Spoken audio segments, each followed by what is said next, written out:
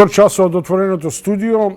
На линија го има мојот ценет колега од Софија, долгогодишен дописник и од Македонија и познат бугарски телевизиски новинар, Коста Филипов. Коста, добар ден. Добар ден, Чомовски. Ти благодарам што си стрплив и што овој телефонски разговор ќе го изведеме преку Skype, преку Вибер, но во секој случај поважна е информацијата. Бугарија е на нозе, а тоа е предизвикано од убиството на Викторија Маринова, наша помлада колешка, која во Русија беше убиена пред 2-3 дена на брутален начин. Очигледно тоа предизвика големо внимание и во Бугарија и во светската јавност. Каков е досегашниот тек на истрагата? Јавуваат агенциите дека има некаков приведен? Има един приведен, кој, да ви речем, кога треба да се зборува за него, има много противоречности во сите изјави што ги дават од полицијата.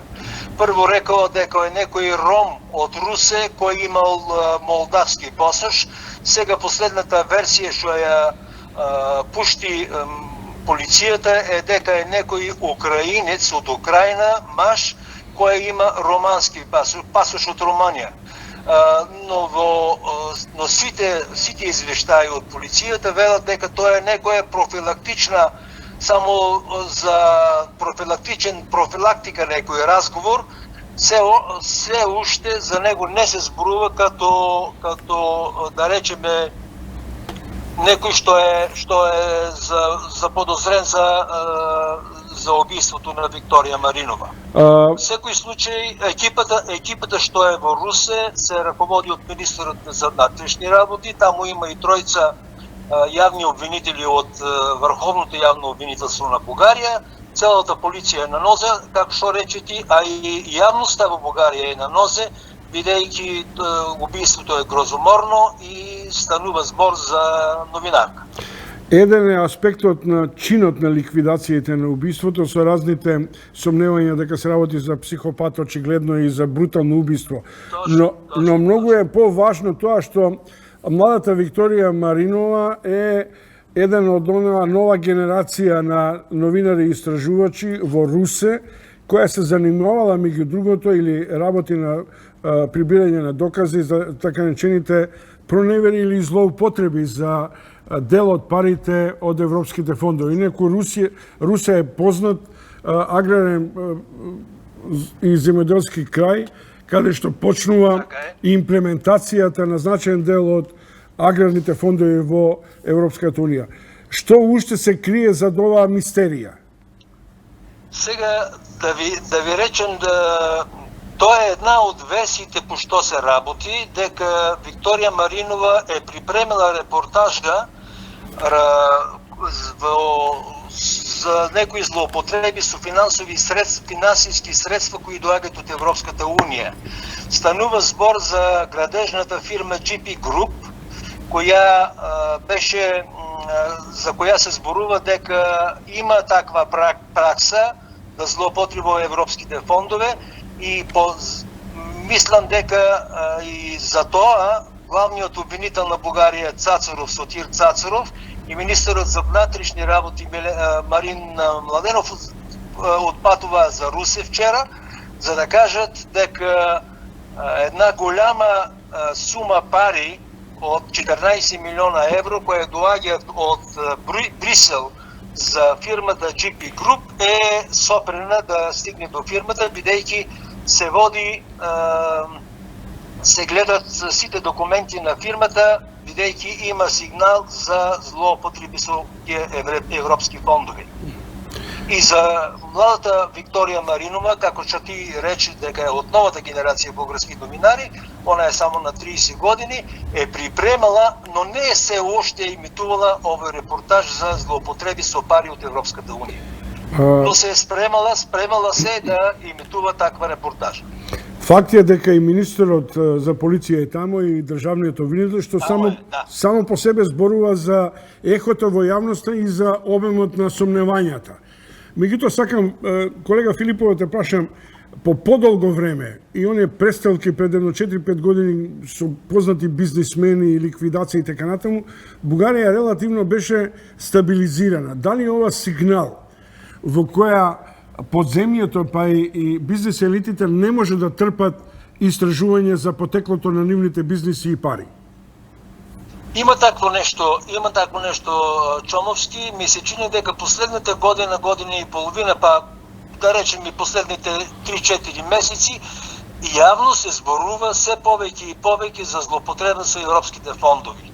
И тоа доаѓа на фонот на как да кажам, во светлината на успешното председателство што имаше Бугарија во првата половина на годината на Европската унија, кога акцентот, ти знаеш, беше ставен на Западни Балкани и нивната интеграција во Европската унија, но така или иначе после крајот на нашето председателство се зборува многу активно за сите за многу фирми што злоупотребуваат со Европската унија.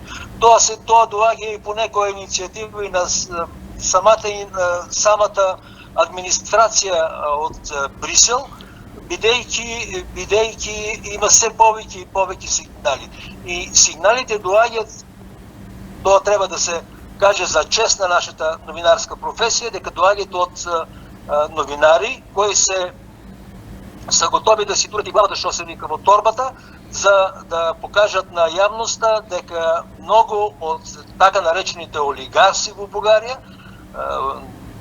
тие тајкуни, што ги викате вие, се поврзани именно со злоупотреба на фондови од Европската унија. Има информации агенцијски подолго време дека Европската полиција за истражување, ОЛАФ, за истражување на злоупотребите со европските фондови, подолго време работи на теренот на Бугарија. Има ли индикации? Така е. Да, има ли индикации за дел од тие истражувачки потези? Не, за сега нема некои казни, само се зборува, но некоја судска расправа или судско дело да се реши и да има некоја казни, се уште мислам дека нема.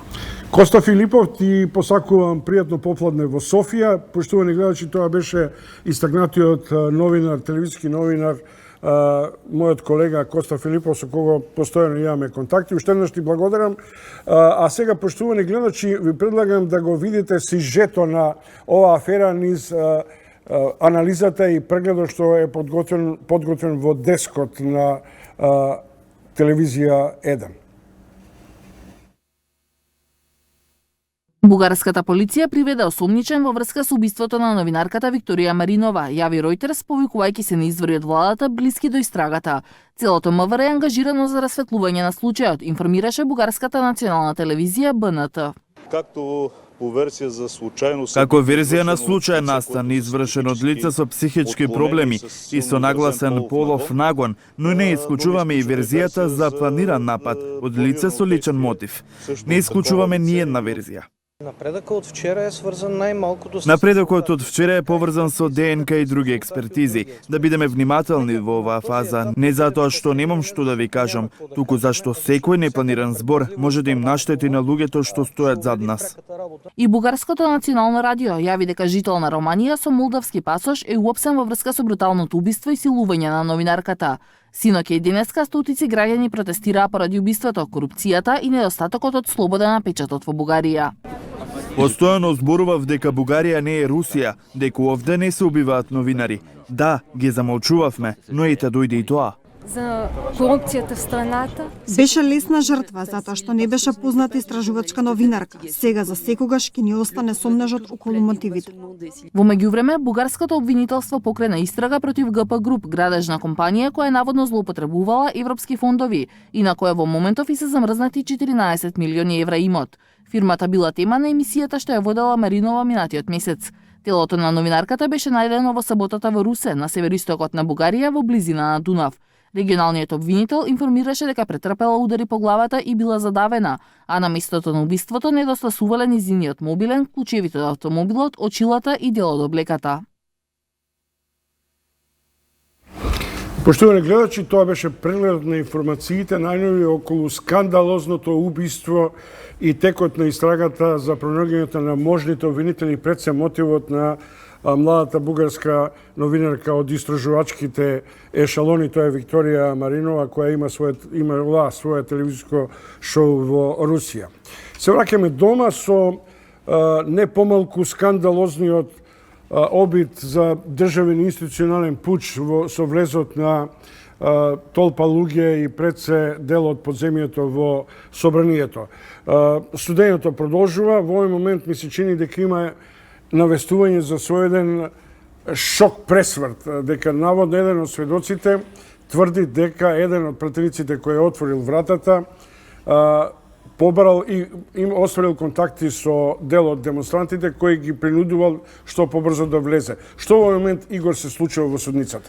Така, во судницата се случуваше сведоштво на Никола Војминовски, кој што исто така е обвинет, односно за него има изречено веќе првостепена пресуда од кривичниот суд, конкретно за инволвиран човек во настаните од 27 април, но во случајот со обидот за убиството на Зијадин Села. Тој сведочеше дека немал намера да влезе дента во собранието, но добил 2 телефонски повици, и тоа еден од пратеникот Љубен Арнаудов, друг повик од известен Дарко.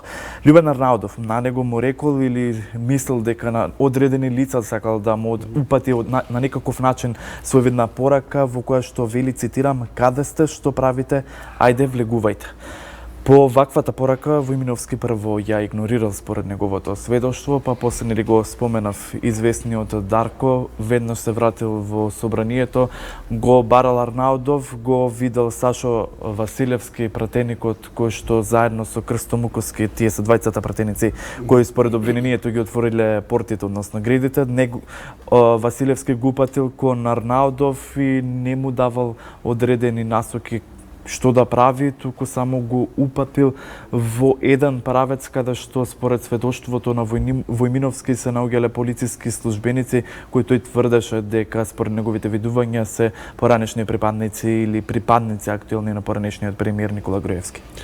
Се чини дека значаен дел од досегашната постапка се уште не открива можна директна или индиректна инволвираност и командување со овие настани од страна на поранешниот директор за јавна безбедност Чавков, иако во јавноста има индикации, има сомневање дека за целиот тој галиематен и многу значаен аспект на мотивација зашто е влезено во собранието се вклучуваат разни шпекулативни најави за државен удар, за инволвираност можна на председателот на државата да прогласи војна состојба.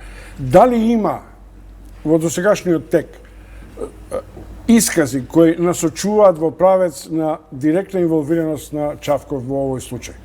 Има искази кои велат дека Чавков не бил таму за време на почетокот на инцидентите, и тие искази според сведоштвата на досегашните предпоставувам се тоа припадници на Министерството за внатрешни работи кои сведоштва и од самиот тогашен министер за внатрешни работи Агем Нухиу дека Чавков одговорите негови биле дека се под контрола и додека веќе е случен упадот во законодавниот дом.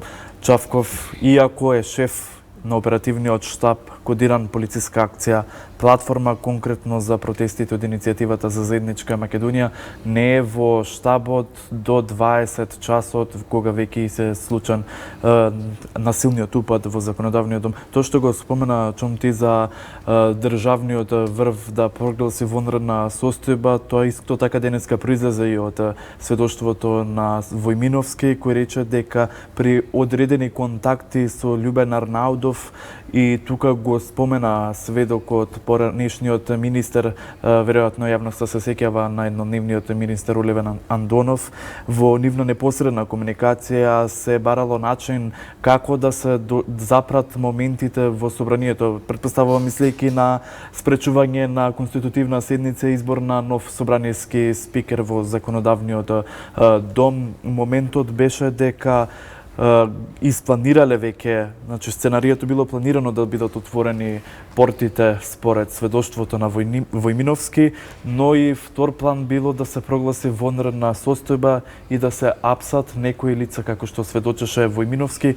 Ова го слушнал или бил директно присутен за време на разговорот, дали бил меѓу Љубен Арнаудов и Оливер Андонов, не можеме со сигурност да тврдиме, тоа се негови зборови. Во моје телевизиско интервју со екс-лидерот и екс-премиерот Никола Груевски, ден после настаните,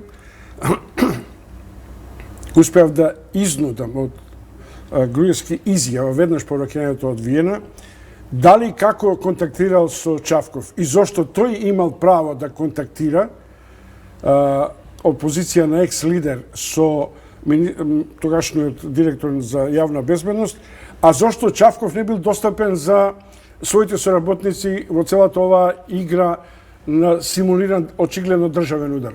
Какви се тие сознанија? Дали воопшто некој го истражува тој миг на поврзаноста на можната, па би рекол, командување и на екс-лидерот Груевски со целокупната акција? Обвинителството за организиран криминал и корупција, според последната изјава на обвинителката која што го води случајот Вилма Русковска, е дека дека тој дел во однос на нарачателот, ако те сватив добро, поентата ти е за нарачателот, се истражува во предистражна постапка од страна на обвинителството, нема информации, бидејќи нели во обвинението е наведено дека телефонскиот повик кој е свртен од Виена, каде што дента беше и токму поранешниот премиер Груевски, е завртен од непознато лице, односно обезбедување на поранешниот премиер Никола Груевски во 20 часот и 39 минути се чинам, пошто почна собирите со Александар Василевски Нинџа, купувањето на фантомките, собирањето пред влада, собирањето со лицата со фантомки пред собранието, упадот во законодавнието. Имаш ли впечаток дека во текот на сослушувањето на сведоците и на осомничените дека постои атмосфера бродот тоне да го напуштиме? И меѓусебно на одреден начин обвинување или искрени искази да се открие вистината? Има различни искази, не би сакал да навлегувам, меѓутоа ка царска предходната недела, чинам дека беше или ова, не ме фаќа и за збор, сакам да напоменам моментот кога ги предупреди сите обвинети што седат на обвинителна клупа, конкретно за крвавиот четврток, да не им се закануваат на сведоците, да не им кажуваат кој, што и како да сведочи во судот конкретно за настаните од собранието. Ова може би отвара дилема. Дали на некој од сведоците им е релевантен исказот, дали им е даден под влијание на некој од обвинитите, не можеме со сигурност да кажеме тоа што денеска го забележав конкретно кај Војминовски, бидејќи е осуден со првостепена пресуда и веќе имаат платено жалба во апелацискиот суд конкретно за случајот со Села, дека кај него се препознаваше гнев. Добро. Поштувани гледачи, тоа беше нашиот Игор Стефановски, кој одлично ја перципира и ја следи целата ова судска архива и судските случувања околу истражувањето за судскиот процес за крвавиот четврток. Се надевам дека прилогот од денешното рочиште ќе го следите и во вестите во 16. Мислам дека Александар е веќе подготвен. Веднаш по вестите и Маја готви, ќе се вратиме во студиото со еден разговор посветен на успесите на нашите карате првенци пред се Дејан Недев.